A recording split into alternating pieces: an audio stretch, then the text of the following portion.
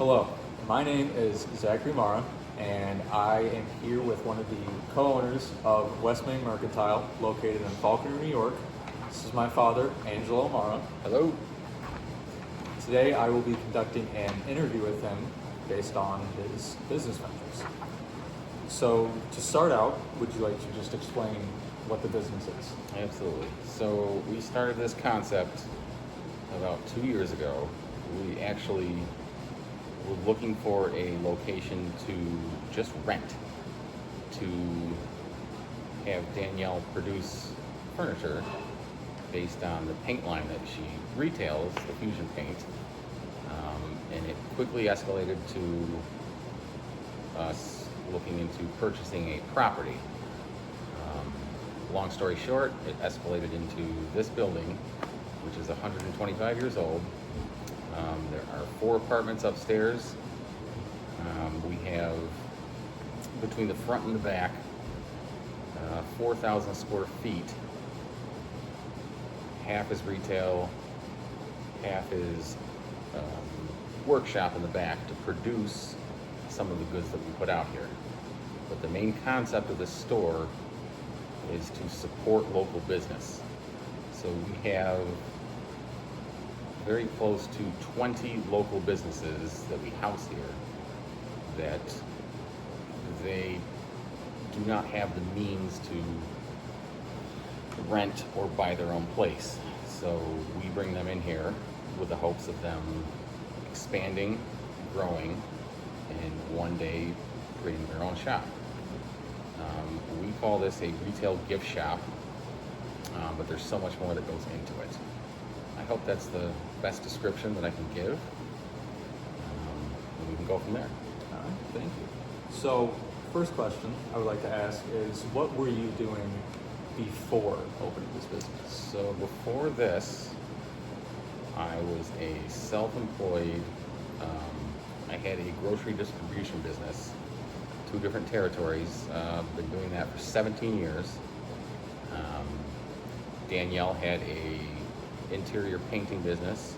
So between the 2 of us, we have 25 years of experience of being self-employed, being our own boss, knowing how to run a business.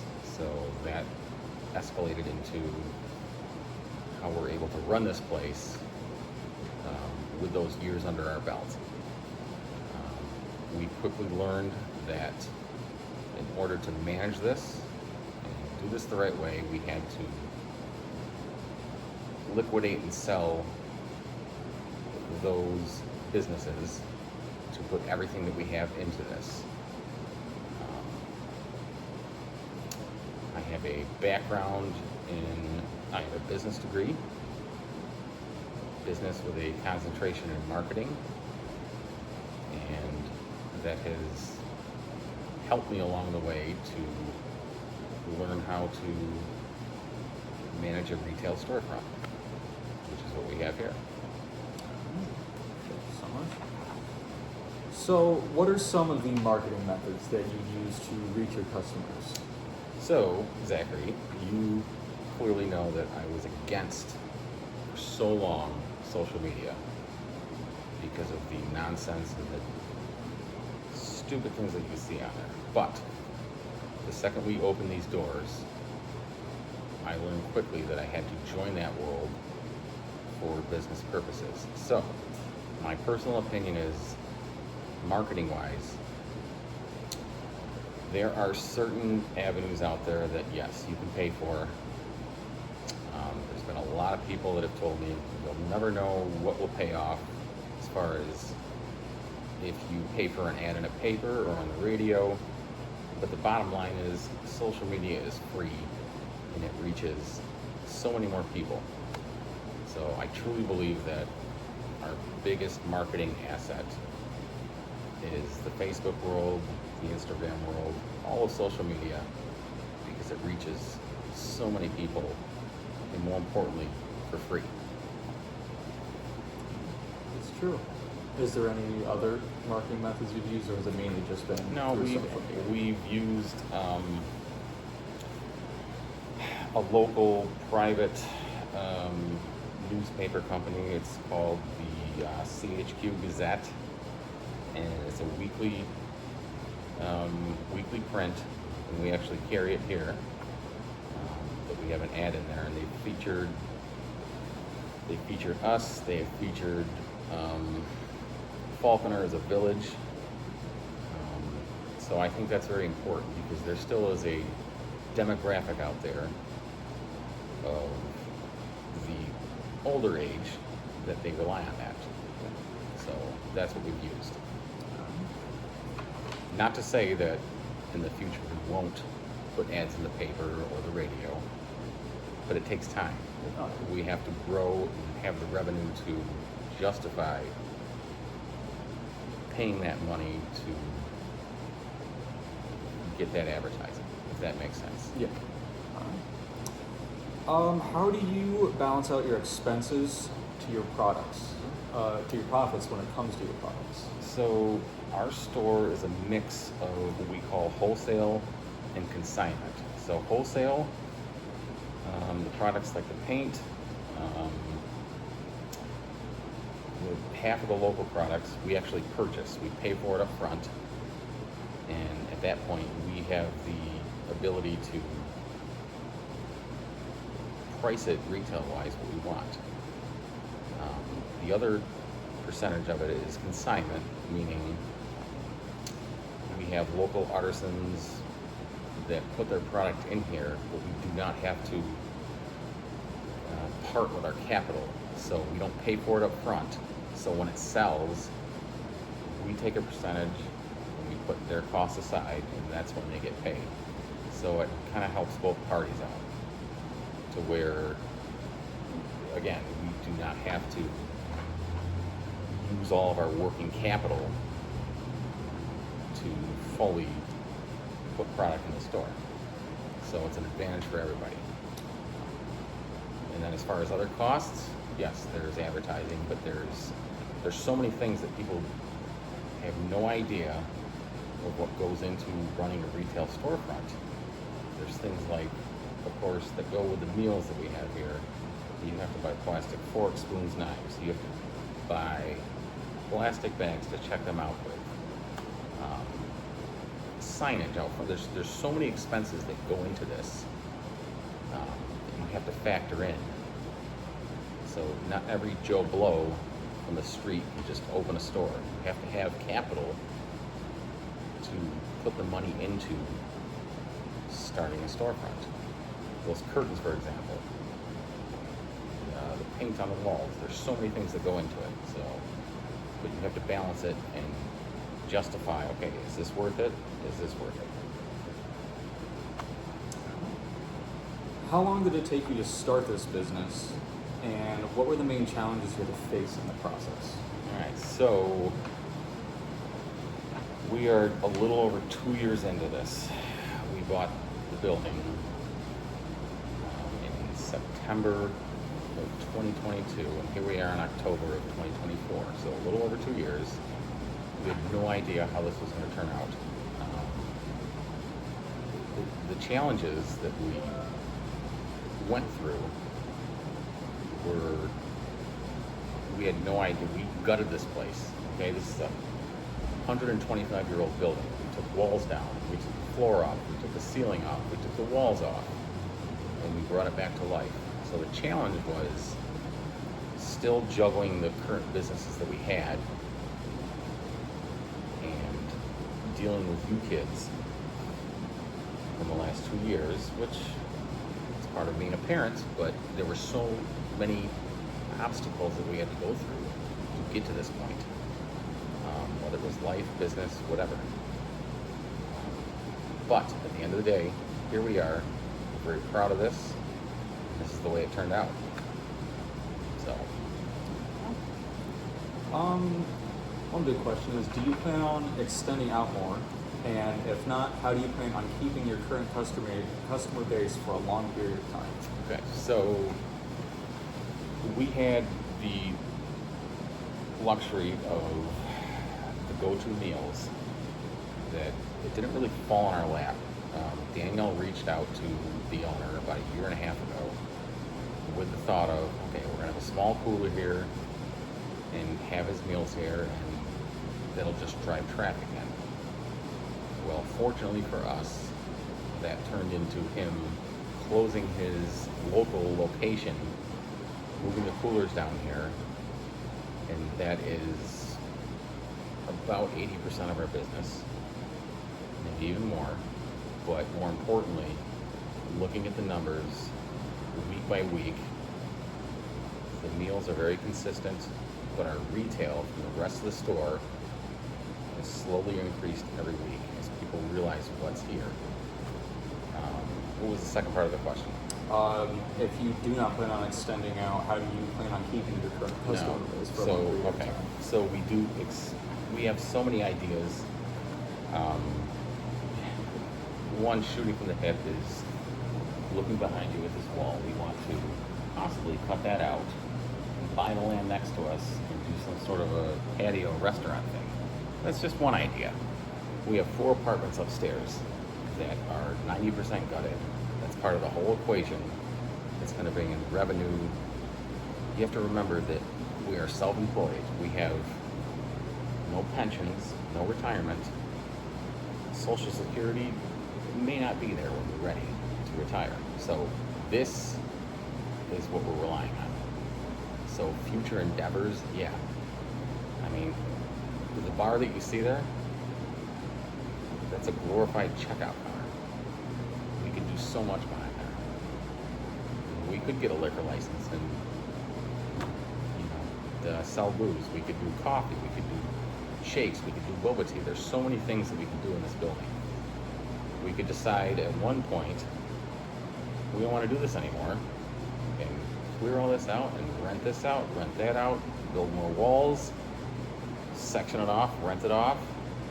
But between that upstairs, the advertising that we do on the side of the building, that's our retirement. So those are our future endeavors that will make all this work and make sense. How has your vision for the business evolved since its inception, and what pivotal moments have influenced that change? Well, I say this vocally many times. If I had a big red button, and they used to call it the Staples button, that would make everything disappear. In the last 2 years, there's been many times where if I could hit it and make it all disappear, I would. But here we are now, and I actually look forward to coming down here every day and seeing the people that walk through the door. So I wouldn't change anything there. This has worked out so much better than I thought. I feel like that answered that question. So, how has your vision for the business evolved since its inception, and what pivotal moments have influenced that change, if there has been any? So again, like I said earlier, the vision was to house local businesses. And since then, since we actually opened the doors, we've had dozens of people come in to bring their products in, knowing that this is what our concept was. So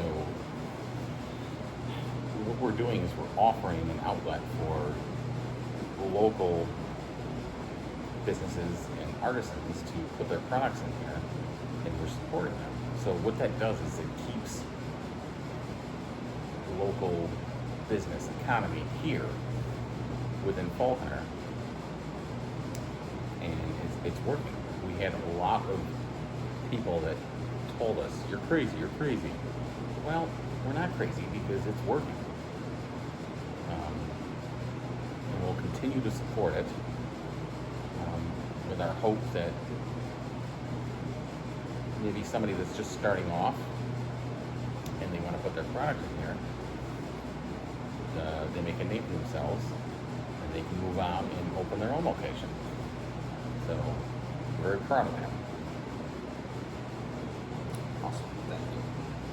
So, what unique strategies have you implemented to build a strong relationship with your customers, and how do you measure that impact you've made? It's very simple. We greet people at the door. We talk to them. We talk to them about everything that's in here. It's a very simple concept. It's an inviting place.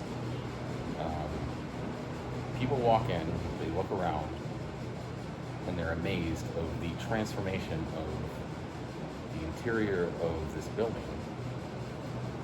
Because again, what we did was we basically gutted this place and brought it back to life. 125 years old, everything, the floor, the ceiling, the walls. And people love that. They love the atmosphere. So we will continue to take pride in that and keep bringing in other local products and businesses. And that really is the concept of our store. And that's what brings people in, traffic-wise, and that's what drives sales. So it's been a lot of hands-on, face-to-face with customers? Yes, absolutely. Rather than just like an online presence? Right. There's no self-checkout like at Walmart. Yeah. It's personalization. We talk to people. We get the feedback and we make adjustments based on that feedback. Thank you. So what is your favorite and least favorite parts about owning a business? Well, the best part of owning your own business and not actually working for somebody is the independence of, you don't have to worry about this person up there. We can make our own decisions and adjust accordingly. We don't have to ask permission from anybody. The least favorite part is it's all on us. So vacation time or time off is minimal. Because That must be pretty difficult. it is. Yes, it is. It's tricky to juggle, but we do it and we can figure it out. And as we continue on and grow, as things have gone on, we figured out how to hire somebody, and we're able to walk away, the both of us together, just for our sanity. But that is the least favorite part, I guess, of the whole thing. Because we are basically married to this place. I guess that makes sense. That you guys have been down here, it seems, 24/7 for the past Correct. 2.5 years, getting this place going. It's a lot of work. A lot of work. So, big question. What are your thoughts on Gen Z workers, and have you really seen any trends involved with them? Well, Sonny Boy, I think you know my opinion on the workforce of your generation. This isn't a knock on you, but we have no desire to, unfortunately, hire kids from your generation, because we know how different the work ethic is from the Gen Z generation to when we were that same age. Yeah. It's unfortunate, and I think that both Danielle and myself, we try to instill our work ethic into you kids, but the common consensus of the Gen Z era is the work ethic just isn't there. So we look for, people that are in their 60s or 70s to come and work for us, because it's a different work ethic. I hope that changes, because I'm optimistic in the future of the workforce, but just Right now, you're sticking to the older generations? yes, just Especially in being the store? in reality, that's just what it is. Yeah. Because I can we see know them that starting a new business. we know that the worker that we have that's almost 70, she is very reliable. She will not call in. Trustworthy. Again, I'm not trying to put this a knock on the Gen Z generation, but it's just reality. And I hope that changes. I really do. How often do you have this employee come in and work? Very minimal, because we are still starting off, so it's maybe 10 hours a week. At most? But yes, Yeah. it allows us to confidently walk away instead of having being here. We're open basically 70 hours a week Yeah. as a store. So, and when I say that, okay, we're open 70 hours a week, but we're also here after hours, before hours. So we're here, think of it, 90 hours a week. Yeah. So that was very crucial for us to hire somebody that we can rely on and trust. So, and as we go further into the growth of this store, we'll be able to expand that. Oh, thank you. So one of my last questions is really, what is a typical work day for you guys? A typical work day depends on the day of the week. Since we brought in go-to meals, yes, that is the major traffic driver. Again, it also brings in more traffic to get exposure for everything else that's in the store. But a typical, let's just call it let's call it a Wednesday. Okay, that's when the meals start to slow down and you can focus more on the retail aspect of the store. Okay, so we open at 10 and now we close at 7. All right, so there's 9 hours, but we show up at 9, we get things ready. There's so much that people think that with a retail store, you just show up when it opens and you walk away when it closes. That's not it. There's so many things that go into it. The things that Danielle puts out that she makes, those are an extra 3, 4, 5 hours in a single day, every single day, that go into it. There's maintenance in the building. There's balancing the books. There's so many things that go into it that the average person just doesn't understand. So a typical day is chaos. It's the I can see that. best thing I can say. So Sounds like you got a busy schedule. we do, yes, but it's worth it. That's good. Well, I'd like to thank you for this opportunity. All Great right, interview. Sonny Boy. Appreciate it. There we go.